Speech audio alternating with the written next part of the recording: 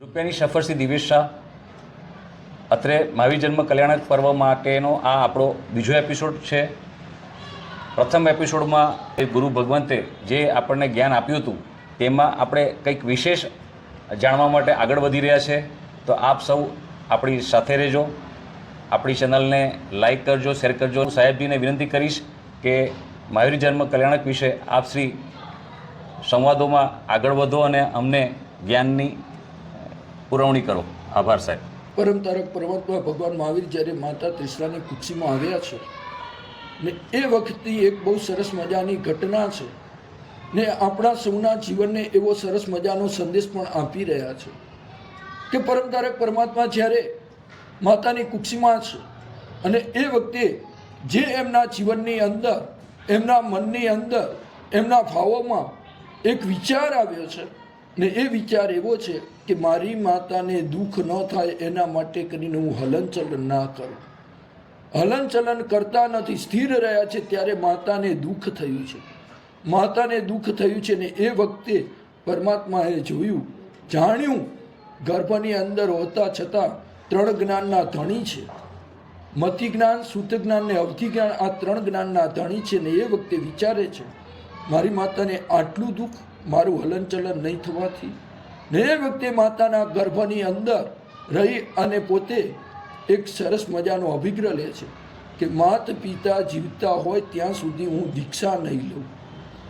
અને જ્યારે માત પિતાનો જન્મ થયો અને માત પિતા મોટા થયા અને માત પિતા જ્યારે નિર્વાણ પામ્યા છે એ વખતે એમ કહે છે શાસ્ત્રકારો કે પોતે દીક્ષાની અનુમતિ લેવા માટે પોતાના ભાઈ પાસે ગયા છે। પોતાના ભાઈ પાસે ગયા છે ત્યારે ભાઈ કહે છે કે 2 વર્ષ હજી માતાને થયા નથી, કાળ કરી ગયા ને, અને તમે અત્યારે અનુમતિ લેવા આવ્યા છો। ત્યારે 2 વર્ષ પછી દીક્ષા લેવાનું કહે છે અને પછી ભગવાન પાછા દીક્ષાની અનુમતિ માટે કરીને ભાઈ પાસે જાય છે અને પછી દીક્ષાની અનુમતિ આપે છે। એ ઘટનાને આપણે સંસારિક દ્રષ્ટિએ જોવી છે। સંસારિક દ્રષ્ટિએ જોતા એવું કહેવાય છે કે એમના જીવનની અંદર માત પિતા પ્રત્યેનો કેટલો સદભાવ, માત પિતા પ્રત્યેનો અહોભાવ, કે માત પિતા આજના યુગની અંદર માત પિતા પ્રત્યેનો સંતાનોને કેટલો સદભાવ છે, કેટલો અહોભાવ છે। અને જ્યારે દીક્ષા લેવા માટે, અનુમતિ લેવા માટે કોની પાસે ગયા? ભાઈ પાસે, મોટા ભાઈ છે નંદીવર્ધન રાજા, એમની પાસે ગયા છે ને એમની પાસે ગયા છે ત્યારે આપણને એક અંદરથી વિચાર આવ્યો કે આપણે કોઈ સારું કાર્ય કરવું હોય તો કોની અનુમતિ લેવા જોઈએ? ભાઈની લેવા જોઈએ કે પત્નીની? પરમાત્મા પોતે પોતાની પત્નીની રજા લેવા નથી ગયા, પણ અહીંયા મોટા ભાઈની રજા લેવા ગયા છે। ઘરના વડીલો છે એનો આદર સત્કાર કરવો એ આપણી ફરજમાં આવે છે। એટલે પરમાત્માના આદર્શોનું પાલન કરવું એ આપણું મહત્વ છે। ઘણું સુંદર સાહેબ, પણ આપના સંવાદોથી એક સવાલ આવ્યા છે અને અત્રેથી હું આપણા સભ્યોને પણ હું જણાવીશ કે આપના તરફથી કોઈ પ્રશ્ન હોય તો ચોક્કસથી કોમેન્ટમાં આપજો। હું સાહેબજીને વિનંતી કરીશ કે આપના પ્રશ્નોનો જવાબ આપે। તો સર, નાના 2 સવાલ જે છે તેમાં આધુનિક સમયમાં મહાવીર જેવા કેવી રીતે બની શકાય? બસ ભગવાન મહાવીરનો આદર્શ કે ભાઈ માત પિતા પ્રત્યેનો અહોભાવ આપણે જગાડવો છે।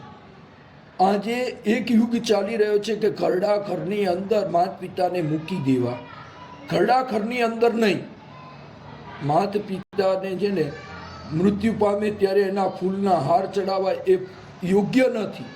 માત પિતાને આપણા ઘરની અંદર સરસ રીતે એમને રાખવા, એમની સેવા ચાકરી કરવી ને એમની સેવા ચાકરી કરી હશે તો પાછળ આપણા સંતાનો પણ આપણી સેવા ચાકરી કરશે। બાકી કોઈ અપેક્ષા આપણે આપણા સંતાનોની રાખવી યોગ્ય નથી। અને સાહેબ, એક નાનો સરખો બીજો એક પ્રશ્ન મને આવ્યો છે, તો યુવા પેઢી માટેનું કંઈક માર્ગદર્શન આપી શકાય? આજે લગ્ન થાય એટલે એક જ વસ્તુ છે, 2ની 4 આંખો થાય। 2ની 4 આંખો થાય એટલે પત્ની કે એમ પતિ કરતા હોય છે અને પછી કંઈક સાસુ અને વહુના થોડો ઘણો ઝઘડો થાય એટલે વહુ એક જ કહે છે કે મારે સાસુ જોડે રહેવું નથી, અને પતિ એને એ કે એમ કરવા તૈયાર થાય છે. એટલે એક જ લક્ષ્ય રાખવું જોઈએ કે નહીં, મારા માતા પિતા એ મારા વડીલ છે, મારા ગુરુ છે, મારે એમનો આદર સત્કાર પહેલો કરવો જોઈએ, પત્ની પછી છે. પહેલા નંબરમાં માતા પિતા, બીજા નંબરની અંદર ભાઈ, અને ત્રીજા નંબરમાં પત્ની છે. એ આપણો આદર્શ હોવો જોઈએ. ઘણું સુંદર સાહેબ.